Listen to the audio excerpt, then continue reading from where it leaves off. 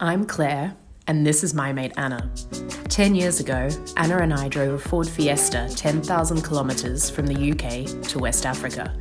We'd bought it off eBay for less than £250. We had no service history and almost no mechanical know-how. The West Africa we saw is a different one now, and today's politics would make this trip a challenge to repeat. Our breakdowns were outnumbered only by adventures, and we got way more mileage from our car than we'd ever hoped for. 10 years later, this is our story. In our last episode, we were just entering the disputed territory of Western Sahara. We were heading for a campsite just north of the capital Laayoune, where we would spend the night.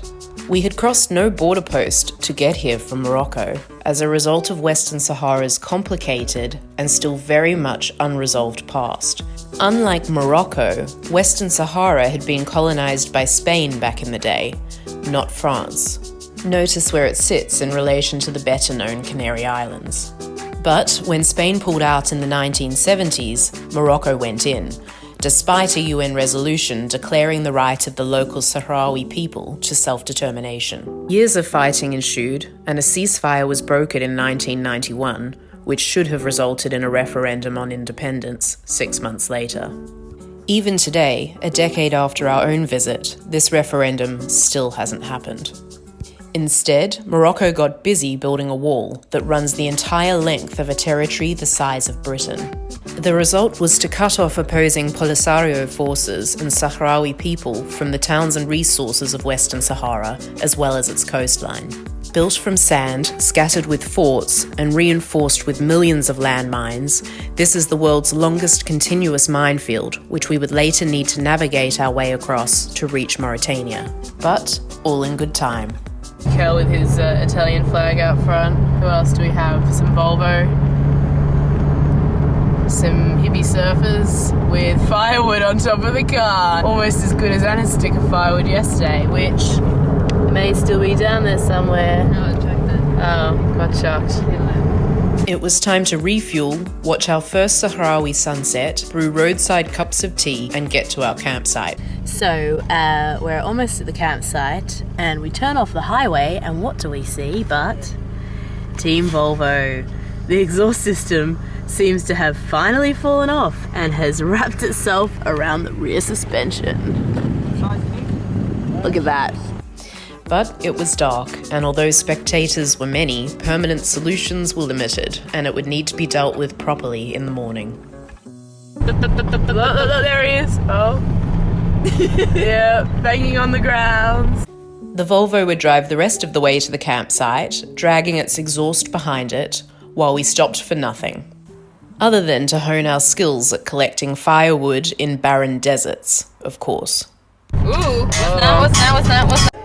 What you doing? Why? I got fire! True to her word, she got us our fire, and we made it to our desert campsite with plans to reach Dakhla the next day. But first, there was the Volvo to take care of. It was all hands on deck to tip the car sideways, rip off the offending bits, and stick them up on the roof rack. We started driving, spotted our first wild camels, and decided to take a closer look. As they were quite far off, we climbed atop the Isuzu and headed cross-country to catch them. The off-road antics escalated quickly into sandboarding behind the 4x4 and then getting stuck. But we made it to Dakhla, found ourselves food, a beach, and a campsite, and still failed to dent our leftover bottle of New Year's vodka. We were heading for the landmine-ridden border and needed to camp there so we could be guided safely through early the next morning. Off towards the border with Mauritania. As we left Dakhla, we knew to expect an increased presence from the Moroccan military in the form of roadblocks and document checks. The closer we got to their landmine-ridden wall, the more they were on the lookout for troublemakers. Our amazing convoy about to get stopped at the first police checkpoint. We're now newly joined by zebra car.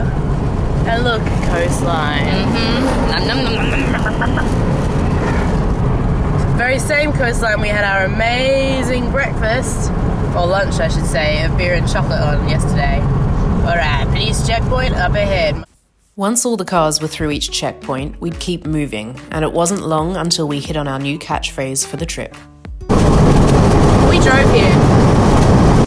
Because somehow, against all the odds, we had.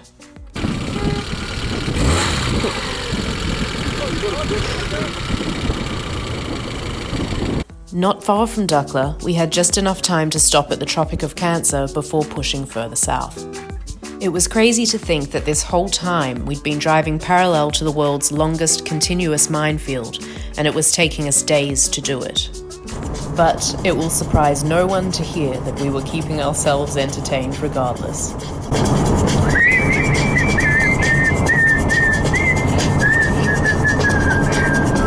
can't laugh at this though. The old Renault we were following had turned up in Dakhla as part of the same loosely organised road trip as us. We'd had no idea we were going to meet them, where they were coming from, or even driving to, but we both hoped to go off-piste across the Sahara sands once we hit Mauritania. We had the afternoon to make it to the border where we would sleep for the night. We needed to queue before dark, so we'd be the first to cross the minefield early the next morning. We also knew that Mauritanian customs would search our car for anything illicit on entry. This included the 50 litres of cheap Moroccan fuel that we had attempted to hide under dirty laundry in the back seat, but needed for crossing the Sahara off-road. Although hidden, the fumes leaking out of our dodgy plastic containers were overwhelming and threatened to make us high if we didn't drive with all the windows down. But we had reached the border, lined up, and still had a bottle of vodka to get rid of that wouldn't be allowed into Mauritania. The evening, therefore, had just begun. Anna, what you got? Noodles. Where are we? I think that might be our second favourite phrase after. We're at the border. We're gonna go over California. We're gonna cross over to Mauritania.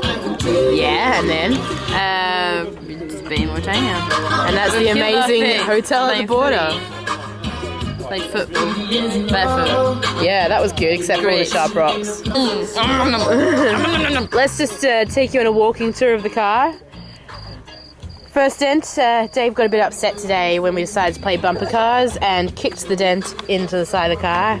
Yep, his footprint was still there early this afternoon. Oh.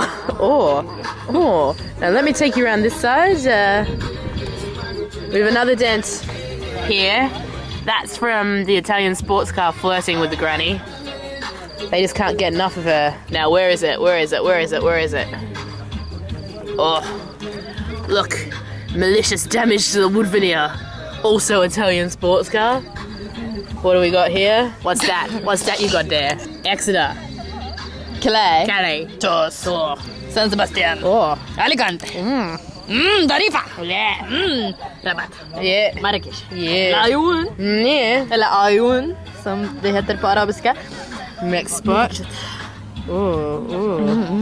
Banjo. Yeah, maybe we don't go there. Bamako. Yeah. Gin. Now what's this? A massive crack in the light? Who could be responsible for that? Perhaps a Jeep with a bull bar. And severe dents at the back. Let's come around this way, shall we, Anna? Yeah? Oh, amazing new additions to the car. And how did this dent happen, Anna? I don't think this one was vandalism, was it? What was that? Random shit. I don't know. Couldn't drive a car. I know. Couldn't have been a pole in the car park, could it? Never. No? No, Chuck That's what I Norris thought. would have taken that way. Chuck Norris would have definitely taken that one away. And look, error. Vandalised to become fire, which is probably what this car will become. What about those noodles, Anna? Are they good? Yeah, they're good. Yeah? Nice, good. Time to go fan vodka! Those would be famous last words, and you will find out why next episode. Hi, present day Clare here. New episodes will be uploaded every Sunday, so hit subscribe if you'd like to be notified when it's time to watch. Thanks and see you next time.